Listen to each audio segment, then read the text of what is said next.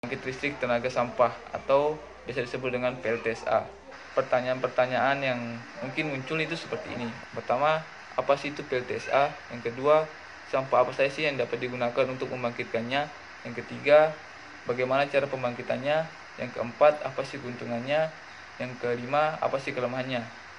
Nah, PLTSA atau pembangkit listrik tenaga sampah adalah pembangkit listrik yang memanfaatkan sampah yang dihasilkan oleh manusia, baik sampah plastik maupun sampah alam atau sampah organik yang dapat diuraikan.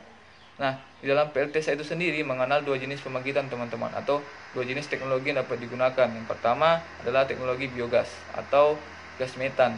Nah, listrik yang dihasilkan dari teknologi ini berasal dari gas yang asal usulnya adalah sampah yang difermentasi. Kemudian yang kedua adalah uap superkritika steam. Teknologi ini mirip dengan teknologi yang digunakan pada pembangkit listrik yang menggunakan bahan bakar batu bara.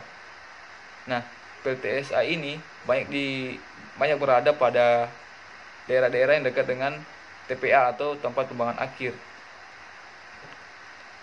Nah, kita akan masuk pada pembagiannya. Yang pertama adalah pembangkit listrik tenaga sampah teknologi biogas. Nah, dalam proses ini, sampah yang digunakan adalah sampah yang dapat diuraikan seperti kotoran sapi, kotoran manusia, dari alam seperti buah-buahan, daun-daun yang telah membusuk dan lain sebagainya. Nah, ini gambar skema tentang teknologi biogas ini. Yang pertama, kotoran sapi atau sampah akan dimasukkan pada bak pengaduk. Nah, sebelum masuk dalam bak pengaduk, sampah-sampah yang masih bersifat padat akan dihancurkan terlebih dahulu. Kemudian akan dimasukkan pada penampungan yang bernama Blue Digester, yang dimana di sini ada bak penampung sisa digester. Artinya ketika sampah itu tidak menguap secara sempurna semuanya ke pipa, maka nantinya sampah sisa itu akan masuk pada bak penampungan. Nah, kemudian terhubung pada pipa ini menuju desulfurizer. Nah, setelah desulfurizer ini menuju pada bak absorbent. Kemudian masuk pada mesin generator untuk membangkitkan arus listrik untuk menghidupkan lampu dan lain sebagainya. Nah, ini adalah proses kerja secara umum. Yang pertama, proses pemilihan sampah. Yang kedua, proses menyimpan sampah dalam bak penampungan atau Blue Digester. Yang ketiga, setelah pengendapan sampah dan biogas yang dihasilkan akan diseluruhkan menuju bak penyimpanan melalui pipa. Yang keempat, kemudian biogas dari bak penampungan akan diseluruhkan ke generator untuk menghasilkan listrik. Kemudian listrik dapat menghidupkan lampu dan lain sebagainya. Yang kedua adalah teknologi uap superkritika steam. Nah, dalam teknologi ini, pembangkitan dengan uap superkritika steam ini menggunakan sampah yang bersifat kering seperti plastik yang sebelumnya melalui proses pengeringan dan pemilahan sampah. Nah, inilah gambar skema dari teknologi ini. Nah, sampah yang digunakan adalah sampah yang telah melalui proses pengeringan dan proses pemilahan sampah. Nah, sebelum masuk pada tungku pembakaran ini, sampah-sampah itu akan dicampurkan dengan bahan-bahan yang akan memudahkan proses pembakaran.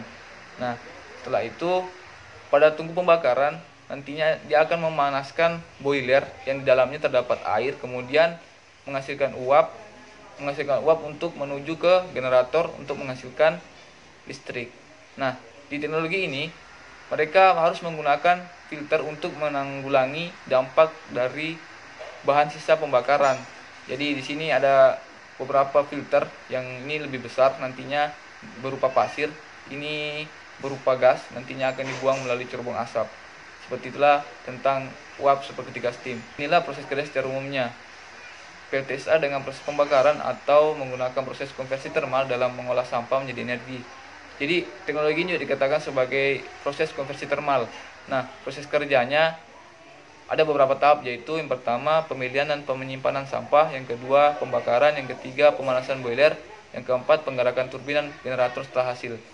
Nah, sekarang kita akan membahas keuntungan dari pembangkit listrik tenaga sampah. Dalam penerapannya, PLTSA merupakan suatu cara yang tepat untuk mengurangi jumlah sampah yang ada di lingkungan kita. Kemudian menjadi salah satunya sumber energi yang dapat dimanfaatkan oleh masyarakat. Yang ketiga adalah sampah sisa biogas dapat digunakan sebagai pupuk organik. Nah, mari kita petakan keuntungan-keuntungan dari PLTSA dan apa alasannya mereka memiliki keuntungan ini. Yang pertama adalah penerapannya merupakan suatu cara yang tepat untuk mengurangi jumlah sampah yang ada di lingkungan kita. Itu hal yang sangat jelas ketika kita menggunakan teknologi ini, maka sampah yang ada akan dapat digunakan sebaik mungkin dan akan mengurangi jumlah sampah tentunya. Kemudian menjadi salah satu sumber energi yang dapat dimanfaatkan oleh masyarakat. Nah, hasil dari teknologi ini adalah listrik yang nantinya dapat digunakan untuk menghidupkan lampu, setrika, dan lain sebagainya. Jadi sangat-sangat berguna. Kemudian sampah dari sisa biogas dapat digunakan sebagai pupuk organik.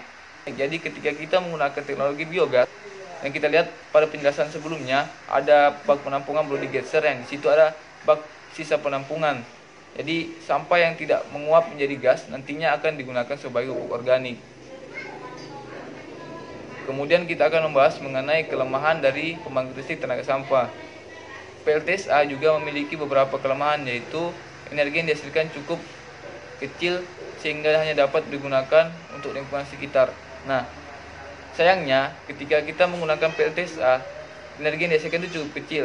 Alasannya adalah ketika kita menggunakan teknologi uap superkritikal steam, teknologi yang digunakan atau kapasitasnya tidak sebesar dengan teknologi yang digunakan pada pembangkit listrik yang menggunakan bahan bakar batu bara.